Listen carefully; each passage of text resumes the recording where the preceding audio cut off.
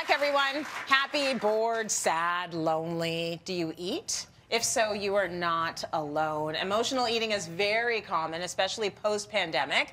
A lot of us use it as a coping mechanism, but then have to deal with the feelings of guilt and shame when you go for it. Plus the physical stuff like inflammation, bloating, fatigue. So what to do? Dr. Joey Shulman is here with the answers. We've spent a lot of time and energy talking about emotional eating because we're all in it together. And you say don't beat yourselves up over it, right? That's the first thing. Yeah, and I saw a lot of heads nodding in the audience when Tracy was giving that intro, right? Yeah. So, super, super common. So don't beat yourself up. And there are ways that we can curb it. But it is such a, especially post-COVID, I'm finding a lot of people are seeing me and talking about the fact that they emotionally eat. So it's really out there. It's a really common thing. Totally. Okay, so is emotional eating actually considered to be an eating disorder?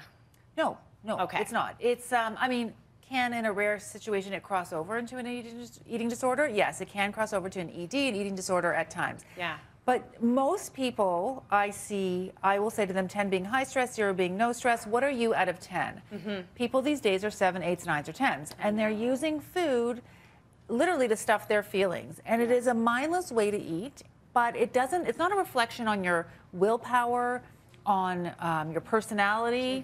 Some people drink, some people smoke, some people eat. Very rarely are people shutting down the food. And they're like, I'm so stressed I don't eat. That doesn't often happen. Most people eat their feelings. So. No, I'm glad you said that. It's no reflection of your worth either. Like, this is something that we all do. It's just we want to get to a point where we're a little bit more mindful about how we're dealing with our emotions. So what is the difference between emotional hunger and physical hunger? I mean, emotional hunger is impulsive. Emotional hunger is not for hunger reasons. Your stomach is not grumbling. A stressor hits, you enter a parasympathetic, which is a stressful response, where we used to have the bears chasing us, and we have to sort of figure out what to do. And so we're home alone, we're stressed, there's deadlines, someone's being mean to our kid. How did the cupboards get open? How is that spoon in the peanut butter? How did that happen? Oh my goodness. Now the problem is when it becomes a repetitive behavior. So if you start that every single night, not only will you become inflamed and you won't feel good and you'll get all food foggy, it's become such a pattern that we have to bring a sort of mindfulness to it, which I understand is hard. Physical hunger is exactly how it sounds. I'm hungry. I'm hungry. And when that happens, it's more planned. There's mealtime. You don't eat to feel sick. So there is a difference if you're eating and you feel sick, if you're eating after dinner time when you're actually not hungry.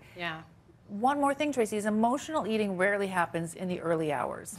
So nobody is doing that in the morning. And when you're emotionally eating, you're not looking for an egg or a piece of celery. Unfortunately, no. You don't want the mini carrots. You're not grabbing the mini carrots. You're grabbing a carb or sugar fast, and it's usually after dinner time.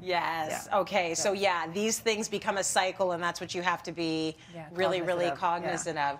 Is there an actual physical mechanism that is making us emotionally eat? Yeah, I mean, I wish, I was thinking on the way down here, I want to make t-shirts that say, it's all about blood sugar. It's all about blood sugar. That's the whole story. It's the whole story, because it's not that you're weak. That's what I really want to drive home to viewers. They're not weak, but they're bouncing their blood sugar. Now, when that happens, you affect hormones, you affect your microbiome, you affect brain function, and so it's all about stabilization of blood sugars. Because again, if you were grabbing an egg or a piece of celery or baby carrots, we're okay. I'm not grabbing that when I'm stressed. And, and make no mistake, it happens to the best of us. It's not as though I'm a food purist. It's just bringing a mindfulness to it. And also probably you understand what's happening. You've acknowledged it. You know that you're going off right now and you know how to get back on. So it's not that it doesn't happen. It's just you know it from sort of an academic, intellectual perspective, and you can curb it, right? That's right. What types of food are we often craving when we're emotionally eating? You've kind of mentioned this already. I mean, think about the quick stuff. Because you're not, when you're emotional eating, that's the other thing. You're not prepping and cutting and chopping and dicing. That's like 20 minutes into it, right? You're grabbing. So what's grabbable? Cookies, crackers. Crackers can be very crackery. You got to watch the cracker. They can be very crackery. Very crackery. Because you're like, oh my God, I had 15 crackers. The whole sleeve is gone. So watch out for the crackers. Candy, sugar, ice cream, things that are quick. pizza, things that are fast and quick, and you just want it to feel good because it's sugar. So it does, listen, it makes you feel good for about 10 minutes. Right. Yeah. And then you're in the spiral, right? Yeah. So let's talk about stopping the spiral. What are the steps we take to break the cycle? You know, a big thing is replacement behavior. So with some of my clients, I used to get them to pick up chewable vitamin C. Okay. Do you guys remember that candy called Sweet Tarts? Remember Yes. the Sweet Tarts? Yeah. Yes. So chewable vitamin C, fairly benign. You can get it at your health food store.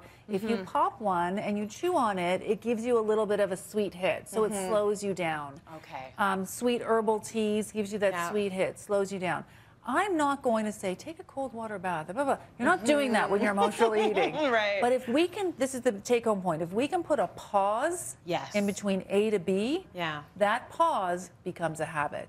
Got it. And then we've brought mindfulness to it. It's like online shopping. If you just put it in the cart and then wait a day and see if you really need it. want it, right? It will pause you. Joey, thank you so much. You're Great welcome. information as always. Let's go to break. We got more coming up.